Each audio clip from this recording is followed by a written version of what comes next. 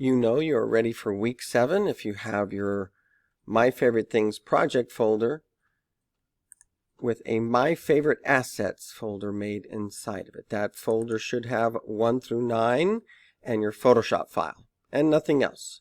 These are the assets, the materials that we're going to use in our video. Everything else is going to be left behind here. We should be able to go and get it if we need it. But before we go any further, I want to make sure that everyone has made a backup of the folder in this style. You can see here, I have not been making my backup every day, so I would get a very low grade for my daily grade here.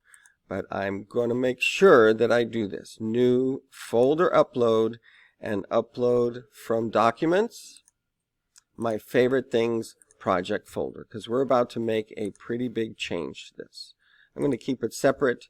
And just keep in mind, number 10 on this day was the big day that I'm making this big change. All right, so that is not quite done being backed up. So I'm actually going to wait a second because I'm going to move that folder to the new one. What new one? Well, let's go back to our week 7. And you're going to copy, this is going to be the official name of the new project folder. My Favorite Things Video Project Folder. That's what I'll refer to it as. So I'm going to copy that. You can also right click and copy if you want to make absolutely sure you got that. And let's go to our documents folder and make a new one.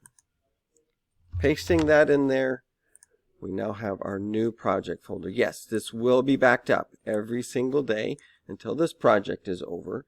And once we've got this, like we are done, then we don't have to back this one up anymore because it's not going to be changing. Let me just make sure that everything did get backed up properly. Green check mark. All right, we are ready to make the move. What we're going to do is have this open and expanded over here. So I can see not just my old project, but my new one. And I'm going to take my favorite assets and move them over here. So now all of my materials for the video will go back to this thumbnail view. You can practice, go here to details and get those columns turned back on. You should be getting pretty good at this by now, looking at comments. And just make sure everything stays on track. This is what we're going to import into our Premiere project, and this is the folder where that Premiere project is going to go. So we still have some alternative pictures. We have these titles that we exported that are just images. If we have to, we can come back and use those.